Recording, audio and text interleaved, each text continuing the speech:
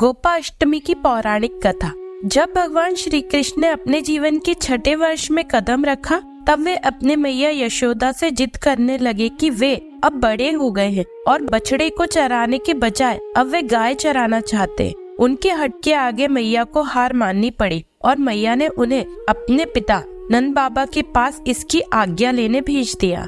भगवान श्री कृष्ण ने नंद बाबा के सामने जिद रख दी कि अब वे गैया ही चराएंगे। नंद बाबा गैया चराने के मुहूर्त के लिए शांडिल्य ऋषि के पास पहुँचे। बड़े आचरज में आकर ऋषि ने कहा कि अभी इसी समय के अलावा कोई शेष मुहूर्त नहीं है। अगले बरस तक शायद भगवान की इच्छा के आगे कोई मुहूर्त क्या था। वह दिन गोपाष्टमी का था, जब भगवान श्री कृष्ण ने गैया पालन शुरू किया। उस दिन माता ने अपने कान्हा को बहुत सुंदर तैयार किया, मोर मुकुट लगाया, पैरों में घुंघरू पहनाए और सुंदर सी पादुका पहनने दी। लेकिन कान्हा ने वे पादुकाएं नहीं पहनी। उन्होंने मैया से कहा, अगर तुम इन सभी गैयों को चरण पादुका पैरों में बांधोगी तब ही मैं यह पहनूंगा। मैया यह देखकर भावुक हो जाती है और श्री कृष्ण बिना पैरों में कुछ पहने अपनी गैया को चराने के लिए ले जाते हैं। गौचरण करने के कारण ही श्री कृष्ण को गोपाल या गोविंद के नाम से भी जाना जाता है। एक दूसरी पौराणिक कथा के अनुसार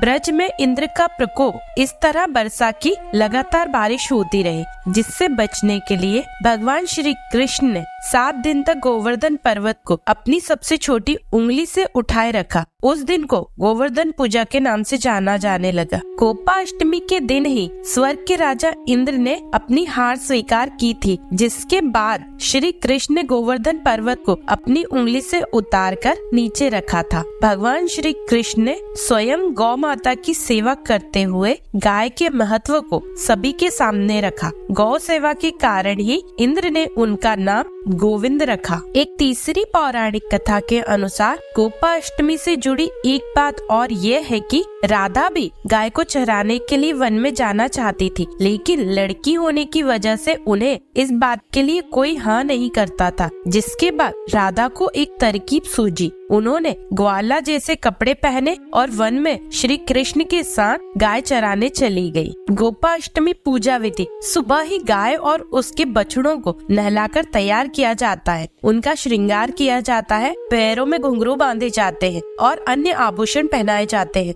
गौ माता के सींगों पर चुनरी का पट्टा बांधा जाता है। सुबह जल्दी उठकर स्नान करके गाय के चरण स्पर्श किए जाते। गाय माता की परिक्रमा भी की जाती है। सुबह गायों की परिक्रमा कर उन्हें चराने बाहर ले जाते हैं। इस दिन ग्वालों को भी दान दिया जाता है। कई लोग इन्हें नए कपड़े देकर तिलक लगाते हैं। शाम को जब गाय घर लौटती है, तब फिर उनकी पूजा की जाती है। उन्हें अच्छा भोजन दिया जाता है। खास तौर पर इस दिन गाय को हरा चारा, हरा मटर और गुड़ खिलाया जाता है। जिनके घरों में गाय नहीं होती, वे लोग गौशाला जाकर गाय की पूजा करते हैं। उन्हें गंगा जल, फूल चढ़ाते हैं, दिया जलाकर गुड़ खिलाते हैं। गौशाला में खाना व अन्य सामान का दान करते हैं। औरतें श्री कृष्ण जी की पूजा करती है और गाय को तिलक लगाती है। इस दिन भजन किए जाते हैं, कृष्ण पूजा भी की जाती है। जय श्री राधे कृष्ण।